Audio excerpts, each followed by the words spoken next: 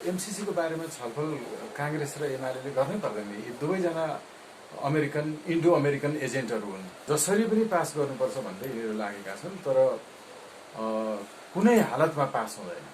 यहाँको हाम्रै देशका कम्युनिस्ट पार्टीको एक वार्षिक सिद्धान्त निश्चित छैन। योभन्दा अगाडि पनि केपी ओलीजीले चाहिँ मैले दरो खुट्टा टेकेर उभिएर बोल्न थाले भने विदेशीले सरकार ढाल्छन्। इन्डियन अमेरिकन लगायत सबैले चाहिँ अर्को सरकारलाई ढालेर केपी ओलीलाई बनाएकै हो। हामीलाई मार्ने धम्की दियो, यो बुझिदेऊ भनेर भन्दाखेरि जनता मरे मरुन् भनेर चुप्प लागेर बस्ने प्रधानमन्त्री ढले ढलोस् न। लेखेरै उहाँहरूले बाँडीचुँडी लुटेर खाने है भनेर सही नै गरेका थियो। हामी सबैले पत्रिकामा छापिएकै हो उहाँहरूको सही। फेरि आउने भनेको त्यो 4 पटक असफल भइसकेको प्रधानमन्त्री नआउने हो। केपी ओलीलाई हटाएर जोसुकै मान्छे ल्याए पनि फेरि पनि जनताले दुत्कारेकै मान्छे हुने भएको हुनाले केपी ओलीलाई हटाएर अर्को कोही ल्याउन पनि उनीहरू सक्ने अवस्थामा भएनन् कि। पछिल्लो समय तपाईँ आफै पनि एमसीसी को विरोध गर्दा जेलसम्म जानु पर्यो, हिरासतमा जानु पर्यो। तर नेकपा विवाद चर्किँदै पनि केपी शर्मा ओलीले सुभाष चन्द्र नेवाङलाई शेरबहादुर देउवा कहाँ भेट्न पठाएर एमसीसी को विषयमा कुराकानी गर्न पठाउनु भयो भनेर कांग्रेसले स्वीकारोक्ति गर्यो नि। पहिलो कुरो त त्यो एउटा पार्टीको नेताले अर्को पार्टीको नेतालाई भेटेकै होइन। त्यो तिनको नाम मात्रै फरक हो, दुईटाको। त्यो एउटै पार्टी हो, यिनीहरूको व्यवस्था पनि एउटै हो, नीति सिद्धान्त पनि एउटै हो। त्यसरी धेरै ठुलो कुरै होइन। अचम्म लाग्छ कि हजुर, अब प्रचण्ड र केपी ओलीको भेटवार्ता भन्ने शीर्षकको समाचारहरू देख्छु म है। हजुर, अचम्म लाग्छ। अरू देशमा यस्तो खालको समाचारको शीर्षक पनि हुँदैन, समाचार पनि हुँदैन। एउटै पार्टीको मान्छेले त्यही पार्टीको अर्को मान्छेलाई, अझ अध्यक्ष, दुवैजना अध्यक्ष होइन, 3 घण्टा भेटवार्ता अरे के भेटवार्ता भन्ने त त्यो अर्कै हुन्छ कि बायोलेटरल टक्स जस्तो होइन, द्विपक्षीय वार्ता जस्तो बनाएर समाचार बनाउने। यस्तो त्यो ब्ल्याकआउट गर्नुपर्ने हो एउटा। अर्को चाहिँ ठिकै छ, कम्तीमा पार्टीको नाम त दुईटा छ।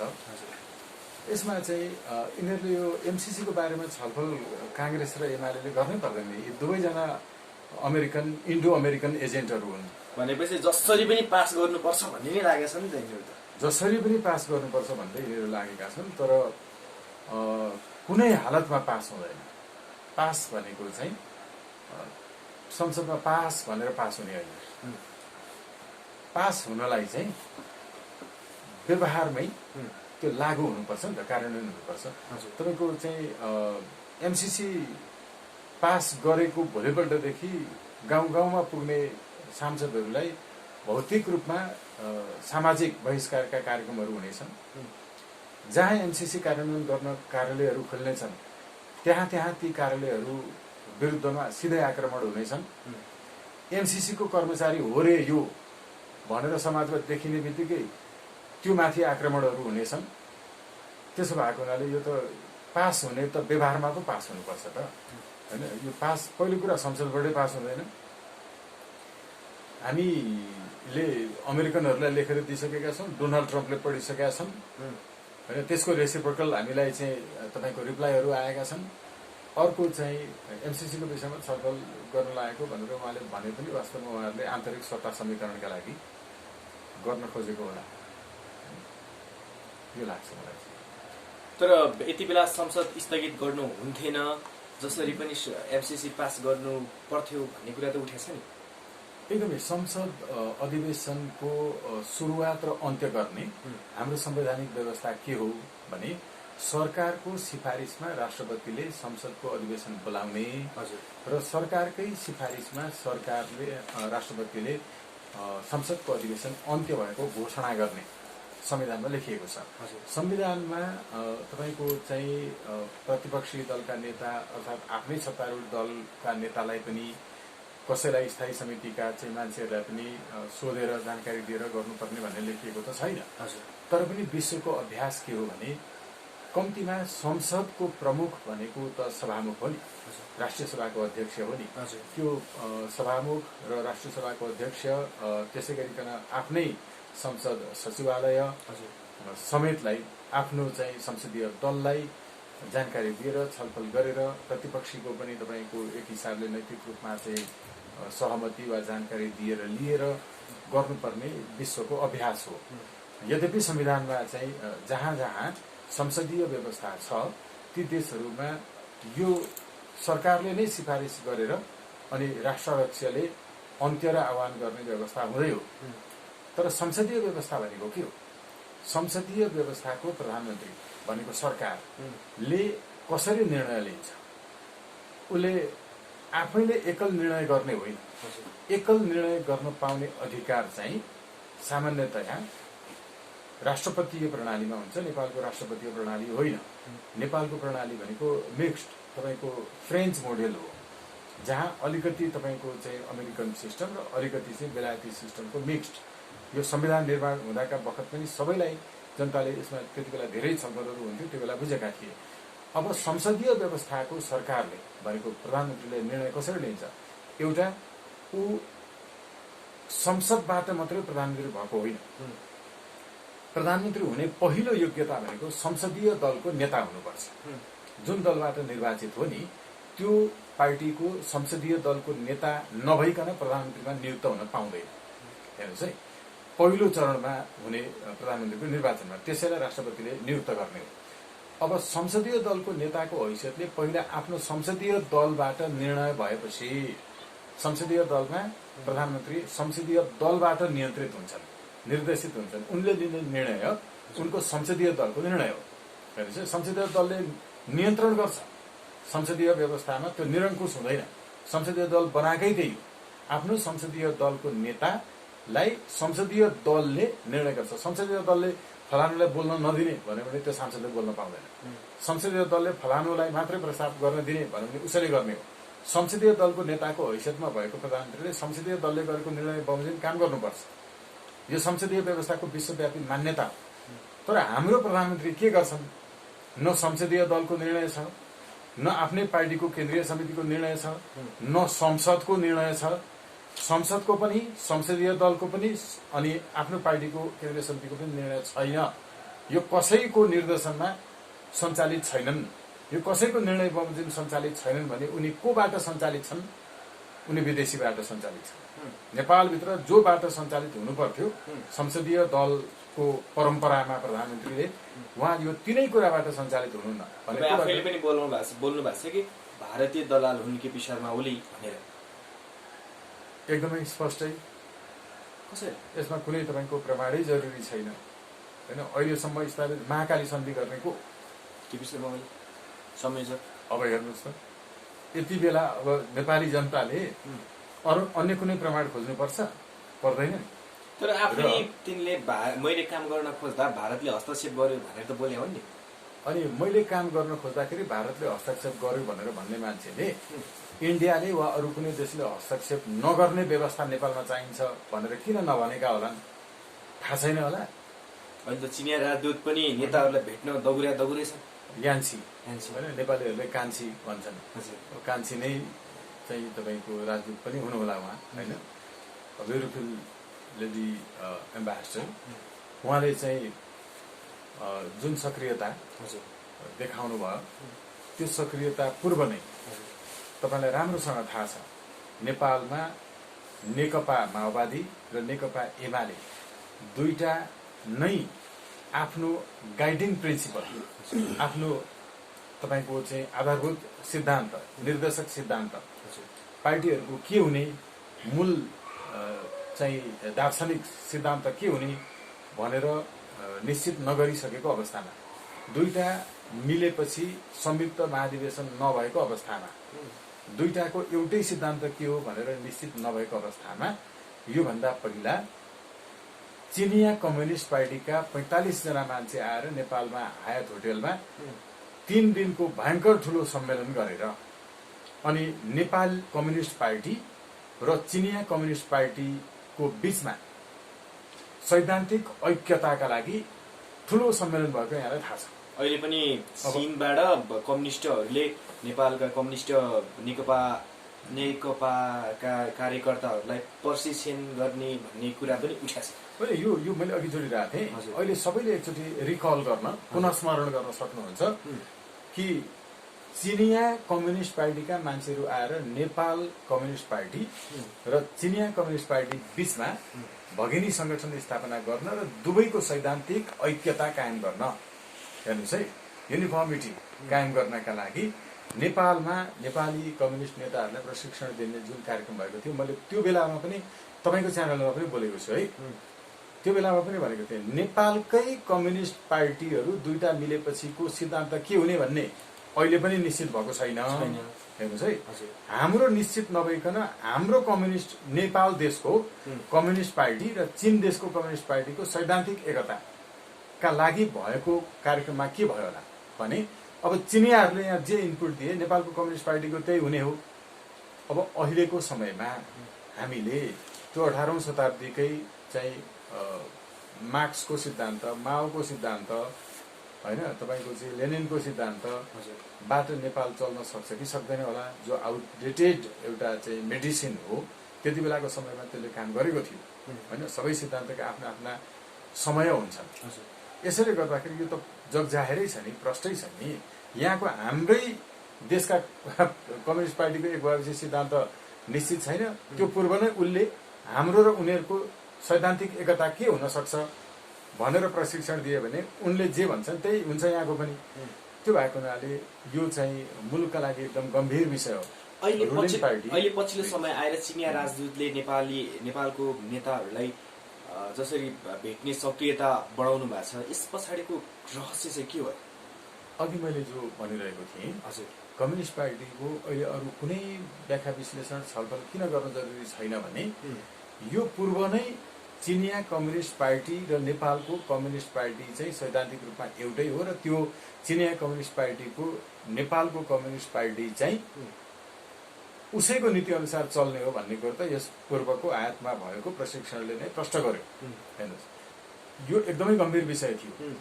कुनै देशको एउटा रुलिङ पार्टी भनेपछि प्रधानमन्त्री ओलीले भारतीय हस्तक्षेप मलाई भयो भन्नुहुन्छ भनेको विदेशबाट, चाइनाबाट, भारतबाट, अमेरिकाबाट जसरी यहाँ हुन्छ उनीहरूले जसरी योजना बनाउँछन् त्यसरी चलिरहेछ देश। हामीले इन्डियन मात्रै भनेको छैन, जस्तो के हो भने नि उहाँले रोइलो गर्दाखेरि नि, त्यो रडाको गर्दाखेरि एउटा कुरो भन्नु पर्यो नि, उहाँ नेपालमा विदेशीले सरकार बनाउने व्यवस्थाको पक्षधर र त्यसकै एउटा चाहिँ तपाईँको पिल्लर हो नि त अहिलेको प्रधानमन्त्री पनि होइन। तपाईँको चाहिँ बाबुराम भट्टराईले पनि सरकार छोड्दै गर्दाखेरि म त सरकारको चाहिँ नेतृत्व गर्ने प्रधानमन्त्री मात्रै भएछु, तर साँचो त अन्तै रहेछ भनेको हो नि।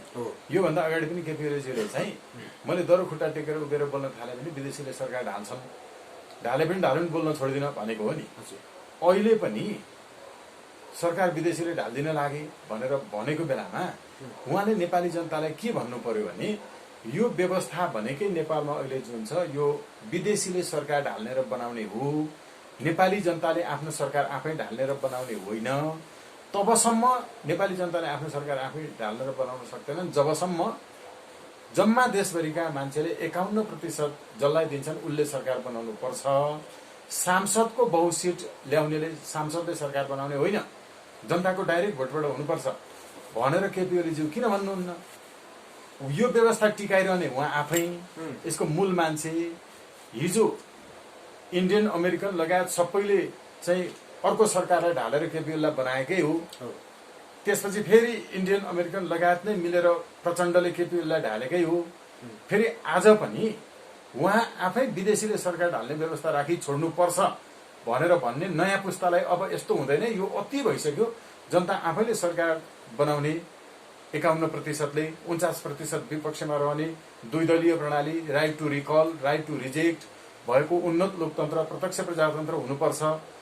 स्वतन्त्र राष्ट्र अभियानले भनेको चाहिँ वास्तवमा नेपालको अब निष्कर्ष हो भन्ने त उहाँ रुँदै रुँदै भनेको कुराबाट बुझ्न सकिन्छ नि त। यो कुरा उहाँले किन भन्नुहुन्न भने यही व्यवस्थामा इन्डियनहरूलाई उहाँले योभन्दा पहिला म नेपालमा इन्डियाको विरोध भएको कुरालाई अरूले भन्दा धेरै दबाउन सक्छु, त्यसैले मलाई प्रधानमन्त्री बनाऊ भनेर न भएको हो। अहिले अरू जो चाहिँ आउन ढलाउन उठ्न खोज्छन् उनीहरूले एउटै कुरा विदेशीसँग भनेका हुन्छन् कि अरूको भन्दा तिम्रो सेवा मैले गर्न सक्छु, त्यसैले मलाई प्रधानमन्त्री बनाइदेऊ भन्ने शर्तमा प्रधानमन्त्री हुने हो। अनि तिम्रो विरोध नेपालमा भयो भने हामी तिमीलाई चाहिँ बढी विरोध गर्नेलाई अझ बढी दबाउँछौँ अरूको भन्दा, त्यसैले मलाई प्रधानमन्त्री बनाइदेऊ भन्ने शर्तमा हुन्छ भनेर बनाइदिएको हो। अहिले यसैले हामीले इन्डियनहरूले गरेको थिचोमिचो लगायतका विरुद्धमा गरेको प्रदर्शन लगायतमा जे विरोध गर्यौं त्यो हामीलाई गरेको दमन। तर त्यही इमेल हामीले मोदीलाई पठाउँदाखेरि हामीलाई ज्यान मार्ने धम्कीसम्मको होइन जे होस् एउटा तपाईँको रेसिप्रोकेट गर्यौं। त्यही इमेल हामीले डोनाल्ड ट्रम्पलाई पठाउँदा हामीलाई त्यसको रेस्पोन्स आयो। तर त्यही इमेल हामीलाई ज्यान मार्ने धम्की दियो है इन्डियनले भनेर भन्दा केपी ओलीले केही रेस्पोन्स गरे? हामीले तपाईँको परराष्ट्र मन्त्रीलाई पठायौँ, गृहमन्त्रीलाई पठायौँ, त्यही इमेल हो त्यसरी नै पठाएको। तर डोनाल्ड ट्रम्पलाई पठाएको चाहिँ हामीलाई रिप्लाई आउँछ, मोदीलाई पठाएको हामीलाई त्यसरी रेस्पोकेट हुन्छ। तर हाम्रो देशको प्रधानमन्त्रीहरूलाई पठाउँदा हामीलाई ज्यान मार्ने धम्की विदेशीले दिँदा, जनताको ज्यान मार्ने धम्की विदेशीले दिँदा ककल्लाई मार्ने भनेर यसरी कसका छोरी कहाँ पढ्छन्, कति बजे निस्किन्छन्, कता जान्छन्, सबै थोक सूचना सङ्कलन गरेर बस्ने विदेशीले ज्यान मार्ने धम्की दिँदा, जनताको ज्यान मार्ने धम्की दिँदा पनि स्वयं आफ्नै पद, प्रधानमन्त्री पद त उहाँ सुरक्षा रहेन रहेछ। भारतले जे चाहे त्यही हुँदो रहेछ, विदेशले जे चाहे त्यही हुँदो रहेछ। आफ्नो देशको जनतालाई विदेशीले मार्छु भनेर भन्दाखेरि हामीलाई यसो भनौँ, यसलाई सोधिदेऊ। अरू देशमा यस्तो हुने हो भने कुनै देशको दूतावासको कर्मचारीले जुन देशमा दूतावास छ त्यो देशको नागरिकको वैयक्तिक सूचनाको सङ्कलन गरेको थाहा पायो भने त्यसलाई 24 घण्टाभित्र देश निकाला गर्ने आदेश हुन्छ। यस्तो सबै देशमा हुन्छ। हामीलाई मार्ने धम्की दियो, यो बुझिदेऊ भनेर भन्दाखेरि जनता मरे मरुन् भनेर चुप्प लागेर बस्ने प्रधानमन्त्री ढले ढलोस् न। जनता मर्दा त वास्ता नहुने। हाम्रो देशका चाहिँ दक्षिणी छिमेकमा त्यहाँका मधेसका सबै हाम्रो चाहिँ राष्ट्रवादी दाजुभाइ दिदीबहिनी जो वास्तवमा भूमिपुत्रहरू हुन्, उनीहरू दुबई, कतार, अरब, मलेसिया गएका छन्। इन्डियन चाहिँ तपाईँको चाहिँ फोर्सले आएर बलात्कार गरिरहेको छ। बलात्कार सहेर सिमाना बचाउने नेपाली मधेसी चाहिँ हाम्रा चेलीबेटीहरू, त्यसको विरुद्ध नबोल्ने सरकार यो किन बसिरहनु पर्यो? ढले भइगयो नि त, जोसुकैले ढाले पनि जोसुकै फेरि आउने उस्तै हो। तर आउनु पर्ने चाहिँ के हो भन्ने कुरा उहाँलाई थाहा छ नि त। हामीले बताउँदै आएको त्यो के हो भने जनताले डाइरेक्ट बनाउने, जनताले मात्रै ढाल्न सक्ने, विदेशीले ढाल्न नसक्ने सरकार बनाऊ भनेर केपी ओलीले भन्नुहुन्न भने उहाँ रोइरहनुहोस् न त। उहाँको त ढले के फरक पर्छ, बसे पो के फरक पर्छ र होइन? यो त कुनै यो चर्चाको विषय होइन। भनेको अहिलेको शासकहरू बाहिर चाहिँ मिठो बोल्छन् अनि भित्र चाहिँ कुकुर राष्ट्रवाद देखाउँछन्। एकदमै छुरा हान्दैछन् नेपाली जनता। शासकहरू विदेशीसँगै मिलेर नेपाली जनतालाई ढाल्छन्, छुरा हान्ने हो। अब यिनका कार्यकर्ताहरू हेर्नुहोस्, यिनका कार्यकर्ताहरूको सवालमा पनि यो कुरो राम्रोसँग बुझाउन जरुरी छ। बिचरा उहाँहरूलाई थाहा छैन कि एकदमै आँखा चिम्लेर समर्थन गर्नुहुन्छ, तर अब बुझ्दै हुनुहुन्छ सबैले। पछिल्लो समय पनि नेकपा भित्र जुन विवाद आयो, प्रचण्ड र ओलीको पक्षका जुन थिए तिनीहरू बीच झगडा भयो कैलालीमा हिजो मात्रै। यिनीहरू त कार्यकर्ता जुधाउने मात्रै काम गरिरहेछन् अहिले त होइन। अब एउटाले चाहिँ एउटै टेबलमा बसेर खाइरहन्छ, हँसुरिरहन्छ, अनि अर्को चाहिँ सँगै मिलेर खाने भनेको थियो नि त योभन्दा पहिला। 2.5 वर्ष एउटाले खाने, त्यसपछि अर्कोले खाने भनेको थियो नि त। 2 वर्ष बिचमा चाहिँ अब संस्कृति सञ्चालनमा बन्ने पनि थियो। अनि 2.5 वर्ष एउटाले, 2.5 वर्ष अर्कोले खाने, यहाँलाई थाहा छ नि त सहमति। अनि एउटाले मात्रै खाएको खाइ गरेपछि अब अर्कोलाई त रिस उठ्ने भयो। त्यसो भएको हुनाले यो त खुलेआम लिखित रूपमै उहाँहरू दुईजनाले सही नै गर्नुभएको छ नि त, बाँडीचुँडी खानुपर्छ भनेर। यो व्यवस्थै बाँडीचुँडी खाने व्यवस्था हो होइन? उहाँहरूले सही गरेको त तपाईँको आफ्नै आँखाले हेर्नु भएको छ नि त। अब यस्तो आफै सही गरेरै बाँडीचुँडी खाने हो है, देशलाई लुटेर बराबरी खाने भनेर सही गरेकोमा अब त्यो सही पनि पालना गर्नु भएन केपी ओलीज्यूले। अनि प्रचण्ड हेरेको हेरे हुनुभयो, आफ्नो कार्यकर्ताहरूलाई उहाँले खुवाउन पाउनु भएन। अब अर्कोपल्टको चुनावमा अहिले यहाँ कमाउन पाएन भने त फेरि पूर्व नेकपा माओवादीवालाको थोरै सिट जित्ने भयो, अनि पूर्व एमालेवालाले धेरै सिट जित्ने भयो। समस्या त त्यहाँ हो नि त। यो केही जरुरी छ भन्नु त लेखेरै उहाँहरूले बाँडीचुँडी लुटेर खाने है भनेर सही नै गरेको थियो। हामी सबैले पत्रिकामा छापिएकै हो उहाँहरूको सही होइन? भनेको बुढा नीलकण्ठमा जसरी शेरबहादुर देउवा र नेकपाको उपनेता सुभाष चन्द्र नेवाङको भेट भयो, त्यो भेटले चाहिँ नेकपा फुट्यो भने केपी शर्मा ओली शेरबहादुर देउवासँग मिलेर सरकार बनाउन चाहन्छ। नेपाली कङ्ग्रेसका नेताहरूले यसलाई बताउनु पनि भयो होइन? हामीलाई चाहिँ उहाँहरू फकाउन आउनुभयो, तर हामीले चाहिँ वास्ता गरेनौँ। त्यहाँभित्र नेपाली कङ्ग्रेसको एउटा तबकाले चाहिँ फुटाएर मिलेर हामी चाहिँ जानुपर्छ सरकारमा भनेको पनि आयो, हजुर अर्को तत्काल यो होइन भनेर भन्यो। अब यो सबै कुरा चाहिँ के हो भने हाम्रो मिडियाका लागि केही दिन मनोरञ्जन हुन्छ, हजुर फेरि आउने भनेको त्यो 4 पटक असफल भइसकेको प्रधानमन्त्री नआउने हो, होइन र? फेरि आउने भनेको तपाईँको चाहिँ त्यही पानी ट्याङ्कीमा पैसा लुकाएर राख्ने नआउने हो, फेरि आउने भनेको योभन्दा अगाडि बिप्पा सम्झौता गर्ने नआउने हो। अब यो 1-2 दिन हेडलाइन बन्छ, 1-2 दिन न्युज बन्छ, तर जनताको लागि त फेरि उस्तै हुन्छ। त्यो केही पनि हामीले जम्मा जानुपर्ने कहाँ हो? 2 दलीय व्यवस्था, right to recall, right to reject, जनताले आफै सरकार बनाउने र ढाल्ने, 51% ल्याउने सरकार, 49% ल्याउने प्रतिपक्षी, यो सहितको डेमोक्रेटिक ट्याक्सेसन सिस्टम र जुडिसियल पुलिस हुने उन्नत लोकतन्त्र र प्रत्यक्ष प्रजातन्त्र। अबको युगै यो हो। अब हो यो तर्फ नजाँदा अहिले एउटा विचार गर्नुहोस् त, किन होला तपाईँको चाहिँ सचिवालयमा समेत 11 जना केपी ओलीको विरुद्धमा सदस्यहरू छन्। सबैलाई थाहा छ को छन् भन्ने। त्यो 11 जनाले फेरि झलनाथ वा माधव नेपाललाई चाहिँ प्रधानमन्त्री बनाएर ल्याउने कुरामा चाहिँ सहमत भएनन्। त्यो किन होला? किनभने जनतालाई राम्रोसँग थाहा छ, उनीहरूलाई पनि थाहा छ कि केपी ओलीलाई हटाएर यो पुरानै अनुहारका जसलाई ल्याए पनि जनतामा उयो जनताले नरुचाएकै पात्र हुन् नि त। अहिले हाम्रो दिमागमा आउने प्रधानमन्त्री बन्ने भनेको के भन्दा संसदीय दलको नेता हुनुपर्छ, बहुमत पाएर, अनि मात्रै राष्ट्रपतिबाट बहुमतको सरकार नियुक्त हुने हो प्रधानमन्त्री। त्यो संसदीय दलमा आउने, संसदीय दलबाट बहुमत प्राप्त गर्ने कसैको अनुहार हेर्दा पनि जनताले चाहिँ दुत्कारेकै मान्छे मात्रै छन्, घृणा गर्ने मान्छे मात्रै छन्। त्यो केपी ओलीलाई हटाएर जोसुकै मान्छे ल्याए पनि फेरि पनि जनताले दुत्कारेकै मान्छे हुने भएको हुनाले केपी ओलीलाई हटाएर अर्को कोही ल्याउन पनि उनीहरू सक्ने अवस्थामा भएनन् कि। किनकि ती सबै परीक्षा गरिएका, सबै जनताबाट घृणित यस्ता अनुहार मात्रै छन्। त्यही भएर उनीहरूले केपी ओलीलाई हटाएर केपी ओलीका विरोधी नै हुन् ती 11 जना। तर ती 11 जनाले अर्कोलाई प्रस्तुत गर्न सकेनन्। यसलाई हटाएर चाहने हो भने चाहिँ सक्ने छ नि त। केन्द्रीय समितिमा, तपाईँको चाहिँ संसदीय दलमा, सचिवालयमा सबैतिर केपी ओलीका विरोधीहरूको संख्या ठ्याक्कै छ। तर पनि ल्याउन नसकेको कारण के हो भने उनीहरूलाई थाहा छ जसलाई ल्याए पनि जनताले फेरि पनि घृणा गर्ने पात्र मात्रै छन्। स्थिति त यो छ नि त। त्यसकारण यो त्यहाँ सुवास नेमाङ जाने, अर्को के हुने, अर्को आउने इक्वेसन, यसले केही दिन चाहिँ तपाईँको एकदमै अश्लील मनोरञ्जन उत्तेजक हिसाबको दिन्छ। सञ्चार माध्यमलाई दिन्छ, श्रोतालाई दिन्छ, दर्शकलाई दिन्छ, तर अन्त्यमा फेरि उयो। त्यसकारण आवश्यकता छ उन्नत लोकतन्त्र र उनी आउँछन्, उनी नै मिलेर खान्छन्, उनीहरू मिलेर खान्छन्। किनकि व्यवस्थै यस्तो हो। यिनले खाएर चाहिँ फेरि अर्को चुनावको लागि, अस्ति भएको चुनावको खर्च अब त बटुलिसके, अर्को चुनावको लागि फेरि खर्च बटुल्नु छ। त्यसकारण व्यवस्थै यो हो त। यसलाई अन्त्य नगरिकन यसो कुनै काम छैन।